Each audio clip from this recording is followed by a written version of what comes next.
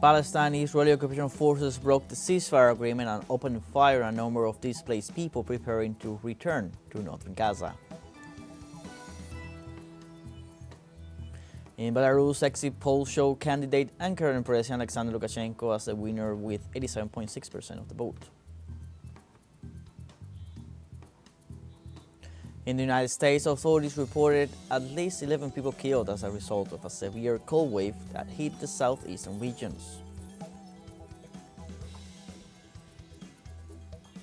Hello, welcome from the South. I'm Luis Alberto Matos from the teleSUR studios in Havana, Cuba. We'll begin with the news.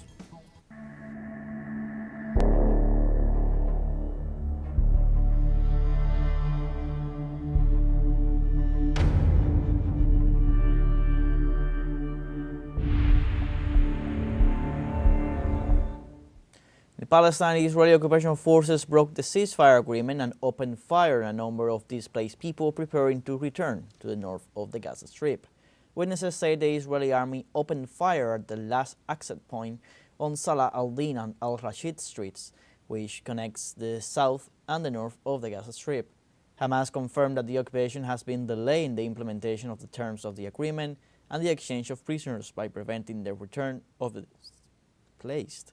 The Palestinian resistance movement also warned that the recent Israeli actions threaten to resume large-scale aggressions in the occupied Palestinian territory. And in Palestine, Israeli forces maintain blockades to prevent the return of displaced people to their homes in the northern regions of the Gaza Strip. Thousands of displaced Palestinians, many of them families with small children, are waiting for the withdrawal of the Israeli occupation forces from the so-called Netzarim corridor to return to their homes in Gaza City and the north of the coastal enclave.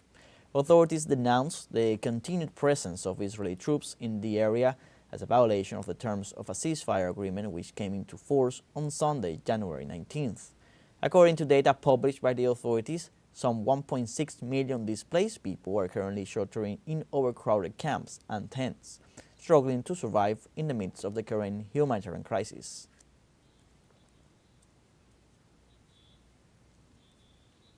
The United Nations Agency for Palestine Refugees in the Near East denounced Israeli orders to vacate the UN facilities in Jerusalem and cease its operations in the territory before January 30th. The agency detailed that this measure contradicts the obligations contemplated in international law, since Israel belongs to the UN and must respect its provisions, including the creation and mandate given to UNRWA. It also affirmed that the property of the UN cannot be subject to the confiscation by any state and that the personnel working for the institution must be respected. In this sense, UNRWA warned that the Israeli rhetoric puts at risk the buildings and the UN staff working to guarantee the protection of Palestinian refugees.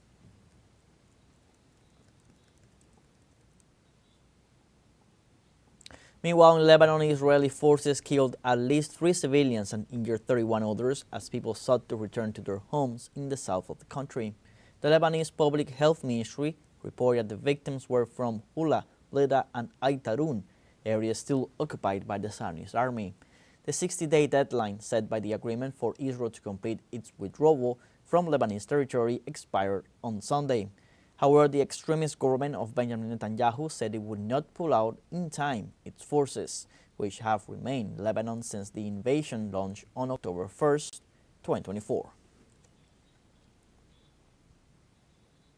And U.S. President Donald Trump ordered the lifting of the veto on the supply of aerial bombs to Israel approved by the administration of former President Joe Biden. According to media, the Trump administration ordered the Pentagon to suspend the decree that prohibits the supply of 2,000-pound bombs to the Zionist regime. Likewise, sources clarified that in the next few days, at least 1,800 Mk-84 class aerial bombs that are in warehouses in the country will be loaded on ships and delivered to Israel. On their side, the Israeli forces repeated to the borders of the Gaza Strip, although they remain within its limits after reaching a ceasefire agreement with the Palestinian movement, Hamas, on January 15th. And the Syrian Civil Defense reported that 6 civilians were injured by the explosion of mines and bombs left over from the war in rural areas of the northern province of Idlib. 4 youth were injured when a mine exploded while they were removing debris from their home in southern Idlib. Likewise, the two miners were injured in two separate explosions of a grenade and a cluster bomb, respectively, in the municipality of Areja.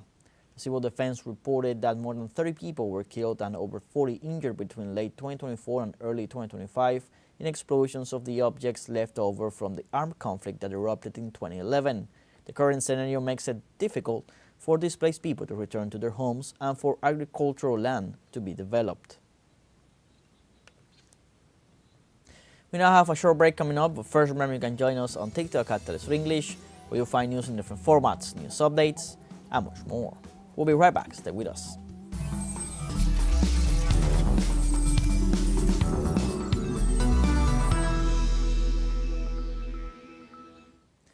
Welcome back. Exit polls show Belarusian candidate and current President Alexander Lukashenko as a winner with 87.6% of the vote.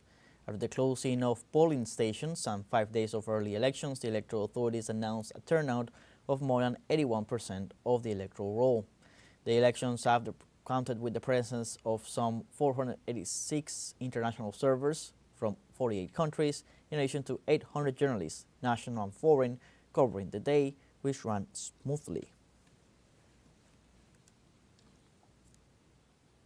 Also on Sunday, amid the presidential elections in Belarus, incumbent President Alexander Lukashenko expressed his interest in maintaining cooperative relations with Venezuela and other Latin American countries. While thousands of citizens went to the polls this January 26 to vote for the next president of Belarus, speaking at a press conference after having cast his ballot, Belarusian President Alexander Lukashenko, in answering a question from our special envoy Oleg Jasinski, said that Belarus seeks to diversify its economy, develop relations with Latin American nations. Lukashenko highlighted the importance of the relationship with Venezuela and recalled it is a legacy of the government of Commander Hugo Chavez.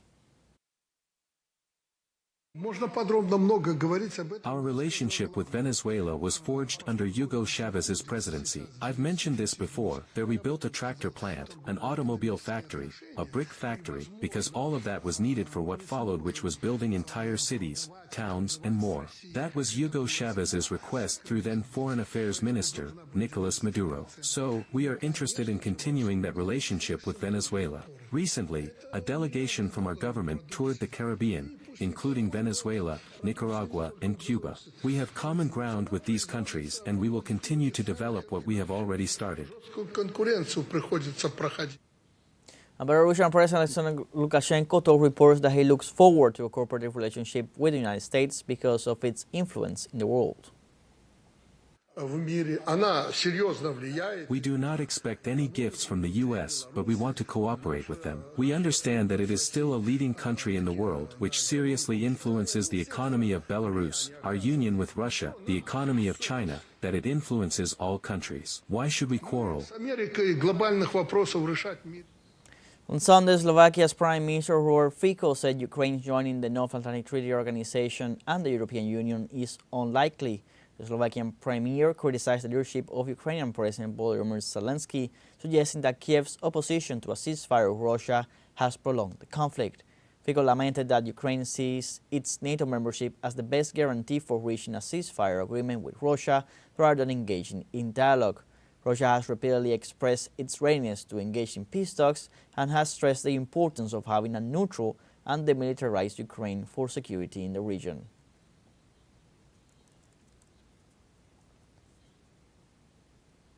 Italian railroad workers went on a general strike this Sunday to demand better salaries and other labor rights. The strike also denounces an increase in the workload and reductions in salary, rest, and free time.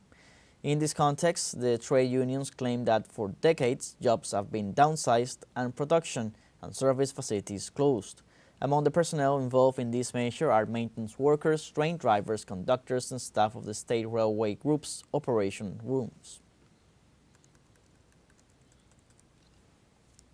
In France, a poll showed that President Emmanuel Macron lost popularity among French citizens. Discontent with the president's work grew since the mass protests of the Yellow Vest movement against the fuel tax hike. Polls showed that 79% of those interviewed reject President Emmanuel Macron's administration. This is 2 years before the end of his term. France faces a political crisis marked by instability due to the handling of anti-government protests, migratory measures, division in parliament, among others.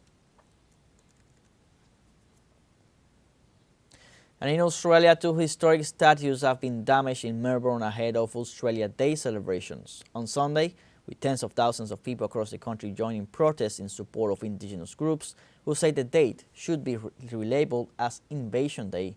The statue of colonist John Batman, one of the founders of the country's second largest city, but also involved in the killing of Indigenous people, was sawn in half, whereas other monument, this time commemorating Australian soldiers in the First World War, was daubed in red paint and the world's land back. Australia's National Day is observed on January 26 as a date of mourning for many Indigenous Australians, for it marks the day Captain James Cook landed in Sydney Cove, thus starting the country's colonisation by the British. Changing the date, but it's more about making people aware of our injustices that have been since and still ongoing since white man came. I believe that genuine change can happen in the hearts and minds of everybody here, living on this stolen land. No, but having hope for the resistance. You just can't stop resisting. That's not a choice, because if you do that, you're complicit.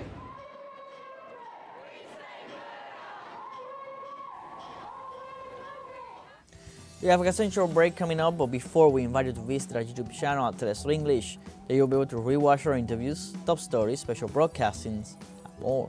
Hit the subscribe button and activate the notification bell to stay up to date on the world's most recent events. Commercial break, don't go away.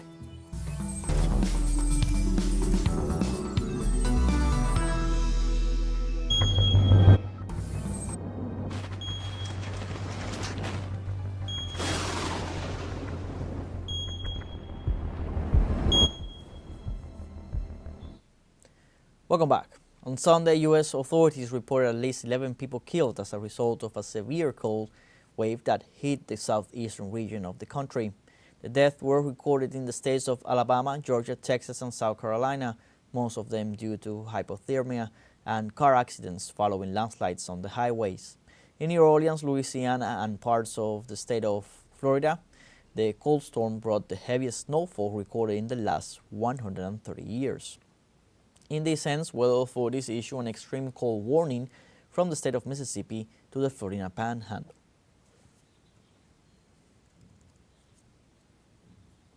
Mexico prepares a shelter in Tijuana to receive Mexicans deported from the United States due to Donald Trump's new policies. Authorities from the 3 levels of government visited the shelter facility and also brought forward an emergency meeting on the escalation of the conflict.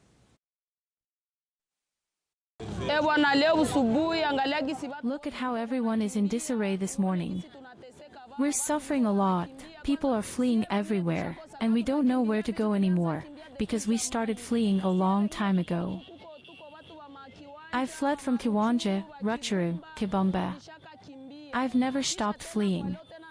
And even today, the war catches us here among the host families. Now we have nowhere to go.